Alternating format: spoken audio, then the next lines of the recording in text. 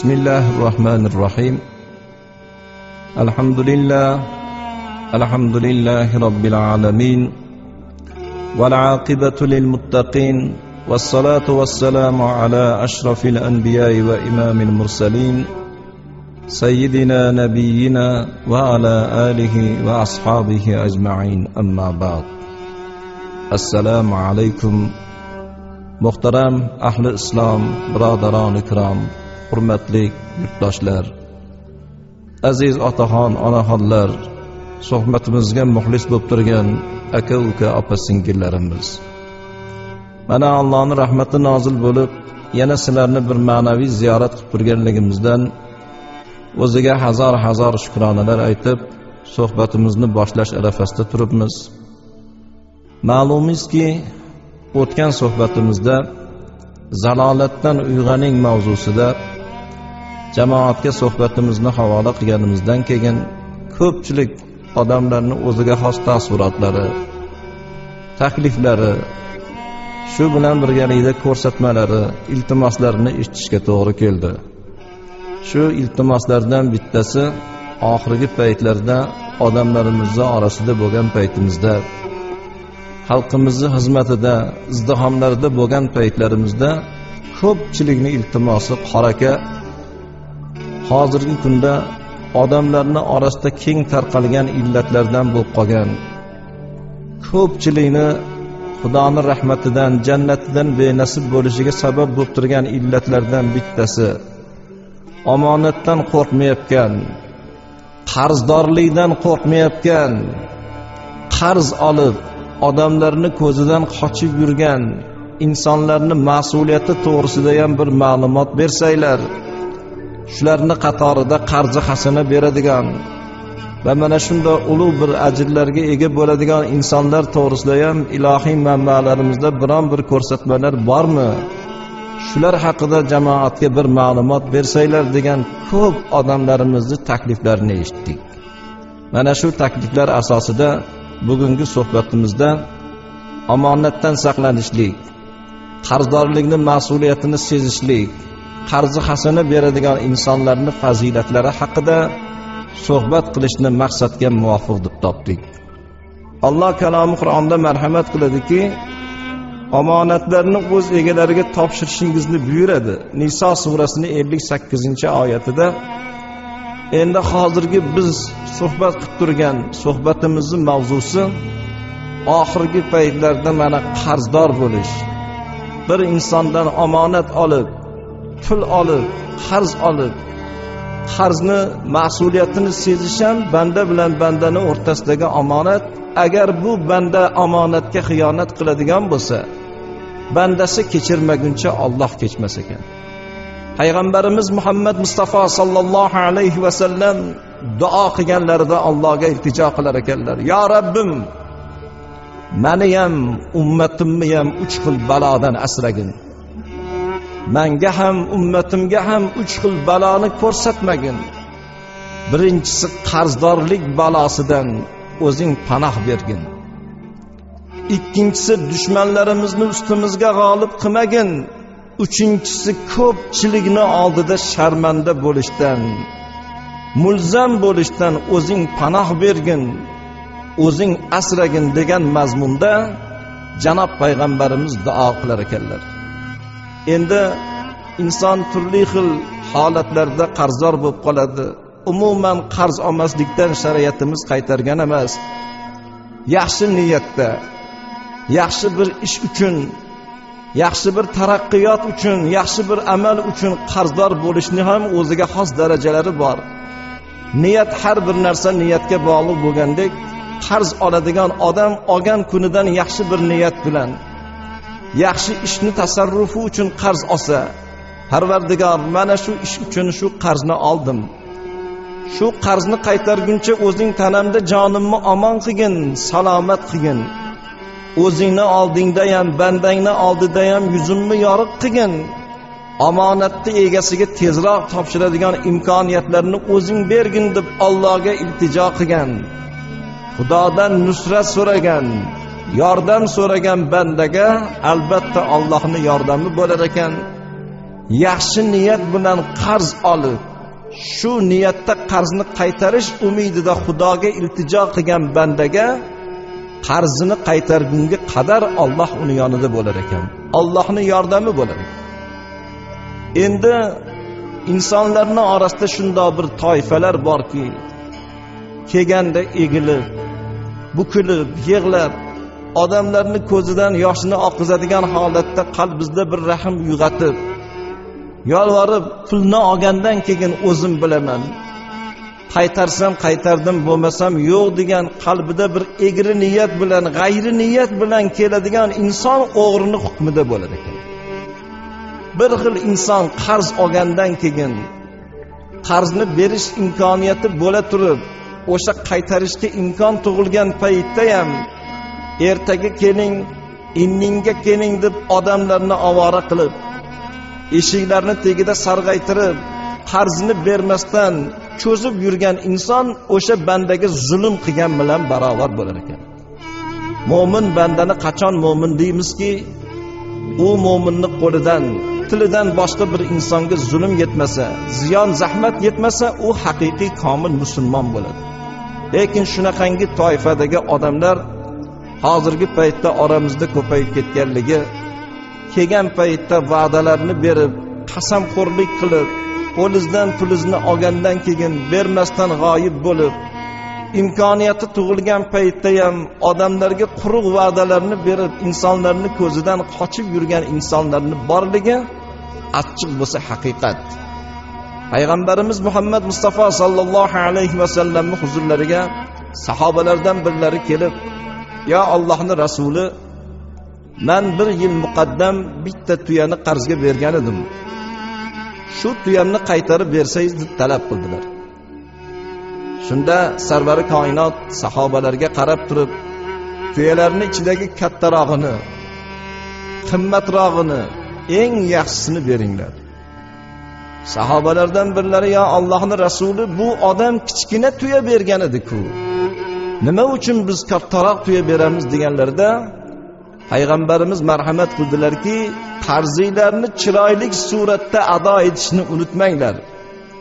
Endi hozirgi kunda bir insonni baxtsizligidan foydalanib, tijoratga yuradigan odamlarimiz ko'payib ketgan.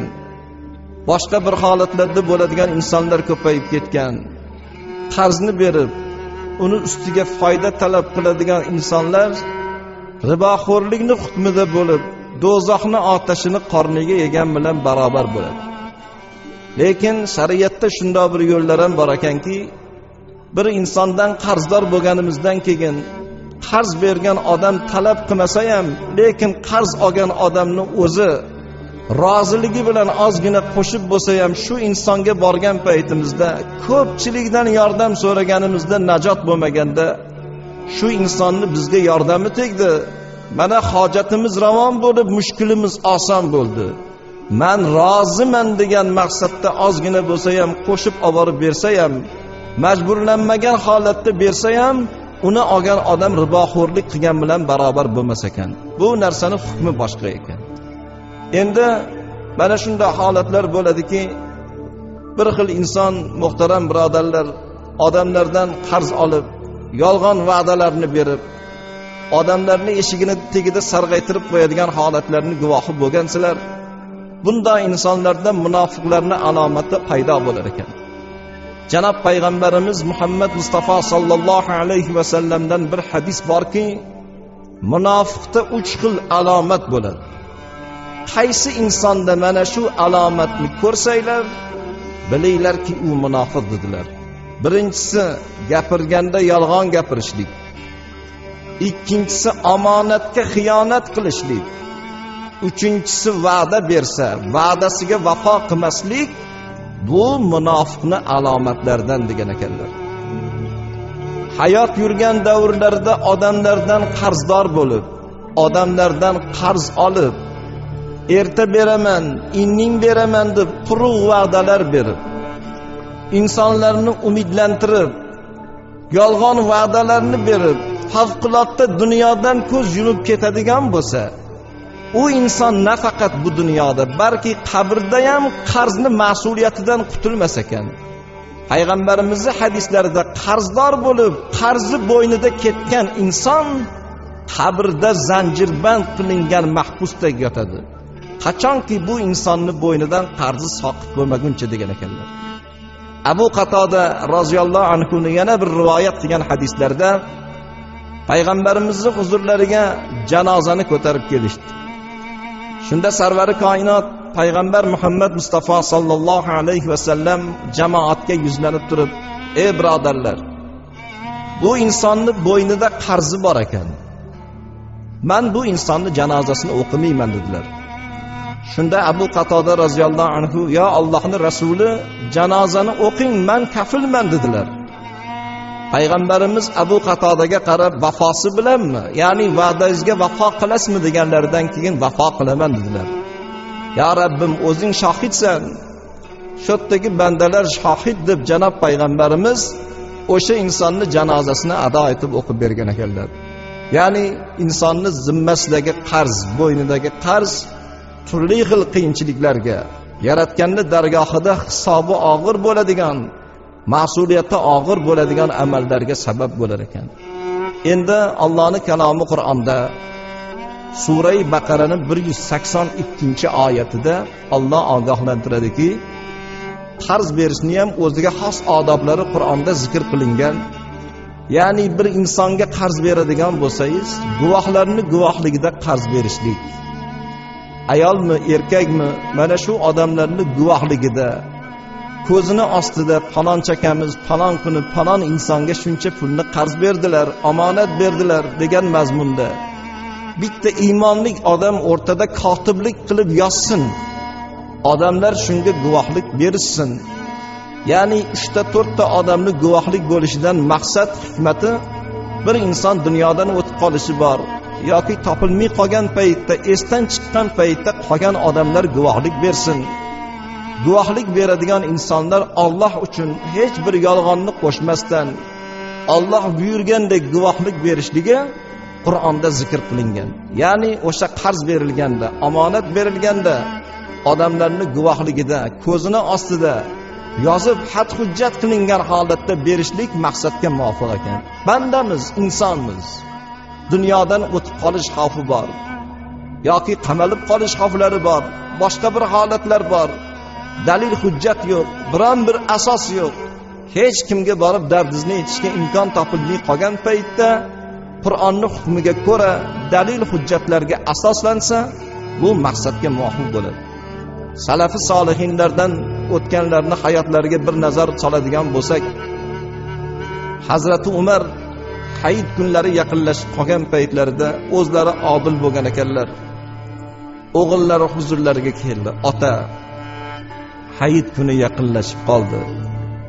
Ko'pchilik bolalar yangi bir libos kiyib turishdi. Menga ham yangi bir libos qilib bersangiz dedilar. O'zlari amirlar, lekin adolat yuzasidan hali maoshgacha qo'llarida pullari yo'q ekan. Buyurdilarki, xazinabonga borib aytgin, ozgina pul qarz berib tursinlar, maosh olganimizdan keyin shu narsani yana egasiga qaytaramiz dedilar. O'g'illari Baytul Molga borib xazinabonga, otam buyurdilar, ozgina pul qarz berib turar ekansiz, keyin qaytarish sharti bilan degan so'zni aytganlarida xazinabon javob bergan ekan, otangiz Hazrati Umarga ayting, shu pulni qaytarguncha o'lmasdan omon turaman degan vasiqani yozib bersinlar, men undan keyin qarz beraman dedilar. O'g'illari Hazrati Umarning huzurlariga kelib, ota, xazinabonning huzuriga bordim. Qarz so'raganimda qarzni qaytargunga qadar otangiz o'lmasdan turaman degan kafolat qog'ozini yozib bersinlar dedilar. Shunda qarzni berar ekanlar deganlarida Hazrati Umar aytgan ekanlarki, bunday kafolatni men bera olmayman. Qarzni qaytargunimcha o'lmasdan turaman deb men kafolat bera olmayman. Bu narsa Allohning hukmiga havola dedilar. Ya'ni hozirgi kunda shunday bir holatda bo'lish kerak ekanki, albatta qarzdorlikning mas'uliyati og'ir. Har kimning boshiga turli xil holatda qarzdorlik tushadi. Qarz olgan odam joniga kuyib turishi kerak. Ya Rabbim, man omonman, tanamdagi jonim bugun sog', ertaga nima bo'ladi o'zingga ayon. O'zing bu omonatingni omon saqlagin, bo'ynimdagi omonatdan meni qutulishimga o'zing nusrat bergin, ko'mak bergin deb joniga kuyib turadi. Qarz bergan odam moliga kuyib turadi. Lekin hozirgi paytda shunaqangi befahm, befarosat insonlar ko'payib ketganki, bo'ynida tog'dek qarzlari bo'lsa ham hech narsa bo'lmagandek, hech bir mas'uliyatni sezmagandek, oldingizdan o'tib ketayotganda bemalol, beparvo o'tib ketadigan, o'zingni haqqingni so'rab boradigan bo'lsang, do'q qilib ertaga olarsan, inningga olarsan deb ostonasidan quvib haydashgacha harakat qiladigan insonlarning borligi haqiqat. Bir xotamtoy odamlarga qarz berar ekanlar. Ko'pchilik odamlarning mushkulini oson qilar ekanlar. Huzurlariga bir kun bir yigit keldi, ta'sir. Ta'rifingizni eshitdik. Ko'pchilik odamga qarz berar ekansiz, hojatini ravon qilar ekansiz. Meni ham bir iltimosim bor.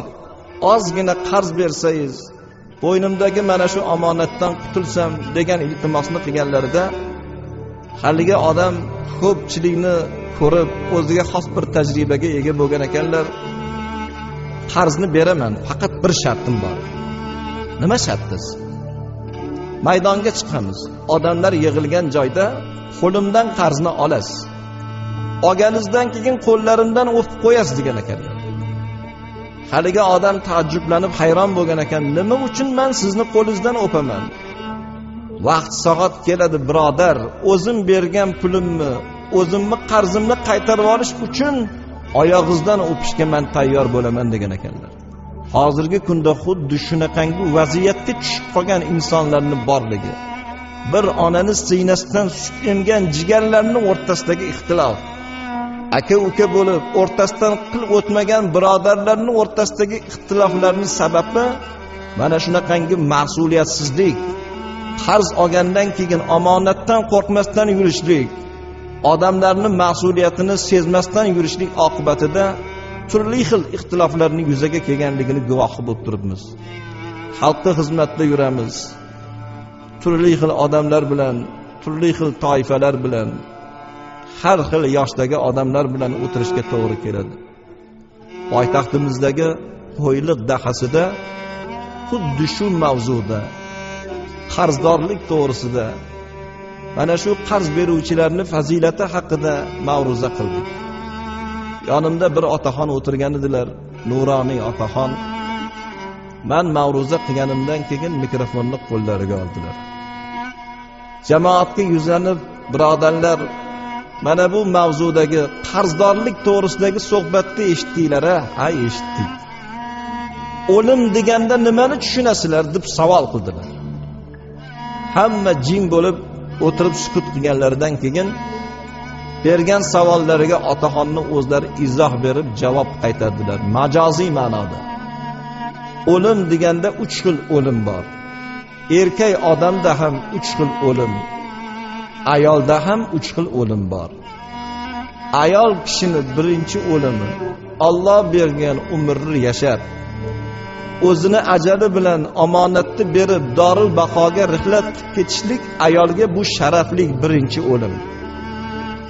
Ayol kishining ikkinchi o'limi qaysiki bir onani jismiga Alloh homila bersa, farzand tug'ilgunga qadar jangda yurgan jangchiga qiyos qilinar ekan. Jangda o'lgan odam shahid, qolgan odam g'ozi. Bir farzandni tuqqunga qadar onani boshidan ko'p mashaqqatlar o'tar ekan. Bola tug'ish jarayonida ketib qolish xavfi bor. Farzandni tug'ilishi bilan onani o'zi qaytadan dunyoga tug'ilib kelar ekan. Bola tug'olmasdan o'tib ketishlik ayolga ikkinchi o'lim. Ayolning uchinchi o'limi nohaq, er tomonidan xo'rlangan, nohaq taqdirlanish bu ayolga uchinchi o'lim.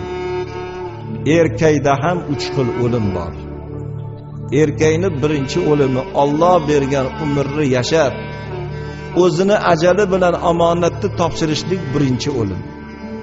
Ikkinchisi biron bir fojia, yo bir jang jadalda, yo bir insonning qo'lida nohaq bo'lishlik erkakka ikkinchi o'lim. erkak odamni 3-chi o'limi, erkak bo'lib, o'g'il bola bo'lib, onadan tug'ilib, oxirgi paytlarda erkaklik, yigitlik nomiga dog' tushirib, isnodga qolib, qalloblik ko'chasiga kirib, yolg'onchilik ko'chasiga kirib, odamlarga yolg'on va'dalar berib, odamlarni kuydirib, insonlarning omonatini olib, omonatiga xiyonat qilib yurgan, qarz olib, qarziga xiyonat qilib yurgan, eshigi taqillaganda o'zini soyasidan qochib yurgan, qo'rqib yurgan, ko'pchilikka yolg'on va'dalar berib, shunaqangi yomon bir ko'chalarga kirib yurishlik, mana shu holatda bo'lish o'lim bilan erkakka barobar dedilar. Mana shunaqangi holatda bo'lish o'limga teng dedilar. Shunaqangi vaziyatga tushib qolgan, erkaklik nomiga dog' tushirib, ko'pchilik odamlarni haqqidan qo'rqmasdan xiyonat qilib yurgan, omonatdan qo'rqmasdan yurgan insonlarning toifasi bugungi kunda oramizda borligi achchiq bo'lsa haqiqat. Rivoyatlarga bir nazar soladigan bo'lsak, o'tmishda o'tgan salafi solihinlar, o'tmishda o'tgan aziz avliyolar omonatdan qo'rqqanliklari, omonatning mas'uliyatini sezganliklari, doimo Allohga iltijo qilganlarida o'zgalarning haqqidan, o'zgani omonatidan saqlanishlikni Xudodan so'raganliklari, qolaversa bugungi kunda bolalarimizdan, farzandlarimizning xulqidan shikoyat qiladigan otalar ko'payib ketgan. Duolarimizni qabul bo'lmayotganligidan shikoyat qiladigan insonlar ko'payib ketgan. O'zgalarni ayblashdan oldin o'zimizga bir nazar solsak, o'zimiz qaysi yo'lda yuribmiz? Qanaqa qilib dunyo topdik? Qaysi yo'llarga kirdik? Qanaqa qilib luqma topib bolalarimizga yedirdik? Qaysi yo'llardan dunyo topib, qaysi yo'llarda sarf qilganligimizga bir hisob berib qarasak. O'tmishda sohibi mazhabimiz bo'lgan, Abu Hanifa mazhabini asoschisi bo'lgan Imom Azam rahmatullohi alayhi otalari Hazrati Sobit yoshlik paytlarida bir ariqni lavida, yigitlikni bahor pallasida tahorat qilib turgan ekanlar. Tahorat olib turganlarida suvda oqib kelayotgan olmani ko'rdilar. To'lqinlanib oqayotgan suvda har tomonga qarab kelib turgan, joziba bilan kelib turgan olmani ko'rib, haligi olmani, bir qirmizi olmani qo'llariga oldilar u nafs g'olib kelib bir tishlab qo'ydilar. Tishlaganlardan keyin hushyor tortdilar. "Ya, men shu olmani tishlab qo'ydim. Buni egasi bordir. Buni ekkan, parvarishini qilgan, suvini quygan, xizmatini qilgan bog'bon bordir. Buni egasini rozi qilmasdan mana shu bir tishlam olmani yeb qo'ydim. Qiyomatda hisobi nima bo'lar ekan?" dedilar. O'sha olmani ko'tarib, qirg'oni lavidan yurib, bog'bonni qidirdilar. Qarasalar bir bog', bir olmani daraxti shoxlari bilan egilib turibdi. Qo'llaridagi olmaga qarasalar, xuddi shu bog'da o'sgan olma. Bog'bonni topdilar, bir qarichol. "Otaxon, mana shu olma sizni bog'ingizdan chiqqanmi?" "Ha, meni bog'imdan chiqqan." "Xizmatini siz qilganmisiz?" "Xizmatini men qilganman. Bexosdan bilmasdan ariqda tahorat qilib turgan edim. Oqib kelganligini ko'rib, nafsim g'olib bo'lib shu olmangizdan bir tishlab qo'ydim. Shuni haqqini menga halol qilib bersangiz, yo bo'lmasam pulini berib men sizni rozi qilsam, roziman deb aytsangiz, qiyomatda Alloh rozi bo'lsa, yuzim yorug' bo'lsa" dedilar. "Pulingiz kerak emas, lekin men rozi emasman. Nima qilsam rozi bo'lasiz? Meni bir shartim bor. Agar shu shartimga ko'nsangiz, o'ylab ko'raman, rozimanmi yoki yo'q" dedilar. "Nima shartingiz, otaxon?" 3 yil bog'imda xizmatimni ado qilasiz. 3 yil nimani buyursam itoat qilasiz. Ana undan keyin o'ylashib ko'raman, bu olmani halol qilamanmi yoki yo'q dedilar. Hazrati Sobit ko'ndilar. Qiyomatdagi hisob dunyonikidan og'ir. Nima bo'lsa peshonamizdan ko'rdik dedilar. 3 yil otaxonni bog'ida bog'bonlik qilib, nima xizmat, nima yumush buyursalar yumushni ado etib, xizmat nihoyasiga yetib 3 yil to'lgandan keyin otani huzuriga kirib, taqsir, va'daga vafo qilsangiz, 3 yil xizmatimni ado qiling, keyin ko'raman degan edingiz. Mana 3 yil bo'ldi, xizmatingizni ado qildim. Endi bu olmani halol qilib bersangiz, qiyomatda mana shu xalqimdan o'tgan bir tishnam olma men uchun halol bo'lsa-yu, yuzim yorug' bo'lsa dedilar. Men o'ylashib ko'raman degan edim. Yana bitta shartim bor. Agar shartimga ko'nsangiz, olmani halol qilaman. Nima shartingiz, otaxon? Meni bir qizim bor. 2 ko'zlari ko'r, quloqlari kar, tili soqov, oyoq qo'li shol. Mana shu qizimni agar nikohingizga olsangiz, men olmani haqqidan o'taman, roziman deyman, sizga halol bo'ladi. O'ylab qoldilar nochorlik. Qiyomatda hisob og'ir. Egasi bandani haqqini ado qilmasalar Alloh rozi bo'lmaydi. Nima bo'lsa bo'ldi, taqdirga tan berdik dedilar, u rozi bo'ldilar.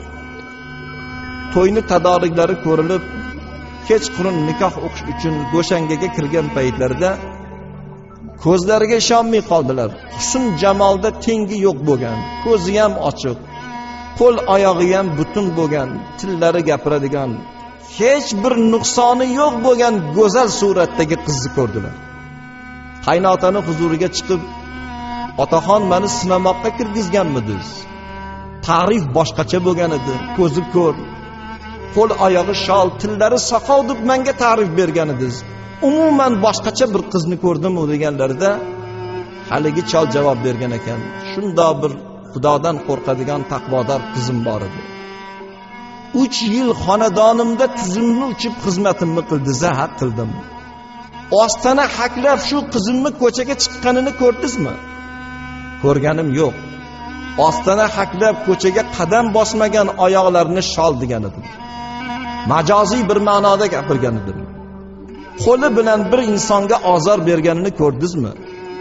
Yo'q, ozor bermagan qo'llarini shol degan edim.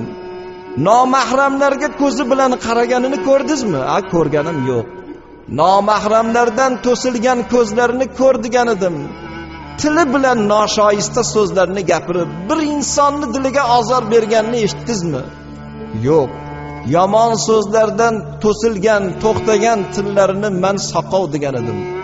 Shunaqangi parhezkor, Xudodan qo'rqadigan qizimga, o'ziga o'xshagan bir Xudodan qo'rqadigan insonni o'zing umr yo'ldosh qilgin deb kechalari sahar mardonlarda yig'lab Xudodan so'rardim. Ibodatlarda Allohga iltijo qilardim. Allohning marhamati bilan o'zing oyog'ing bilan yurib kelding. 3 yil sinab imtihon qildim va mana shu qizimni sizdek halol insonga ravo ko'rdim degan ekanlar. Mana shu 2 taqvodor, Xudodan qo'rqadigan, bir insonni omonatidan qo'rqadigan, insonni haqqidan qo'rqadigan insondan sohibi mazhab Imom Azam rahmatullohi alayh dunyoni yuzini ko'rgan ekanlar. Hozir sizu biz e'tiqod qilayotgan Imom Azam mazhabini asoschisi, Abu Hanifa mazhabini asoschisi Imom Azam rahmatullohi alayh dunyoga kelgan ekanlar. Bolalik paytlarida 3 kunda Qur'onni o'qib xatm qilgan ekanlar. Onalarni bo'ynlariga osilib, erkananib, ona 3 kunda Qur'onni o'qib xatm qildim deb xursand bo'lganlarida onalari javob qilgan ekanlarki, bolam, bir paytlar otangiz beixtiyor bir olmani tishlab qo'ygan edilar. Agar shu olmani tishlamaganlarida Qur'on 3 kunda emas, 1 kunda xatm qilingan bo'lardi degan ekanlar. Ya'ni bundan oladigan ibrat, bundan o'rganadigan dars, sizu bizga ibrat bo'ladigan jihat duolarimizni qabul bo'lishi, farzandlarimizni solih bo'lishi, xonadonlarimizni obod bo'lishi, ishimizdagi rivoj, dasturxonimizdagi baraka. Mana shunda o'zgalarning haqqini, rioyasini ado etishlik, halol bilan haromni farqiga borishlik, luqmadan o'tgan har bir taomdan nasl paydo bo'lishini sezib turishlik, o'zgalarning haqqidan qo'rqishlik, mana shunday chiroyli bir oqibatga sazovor bo'lar ekan.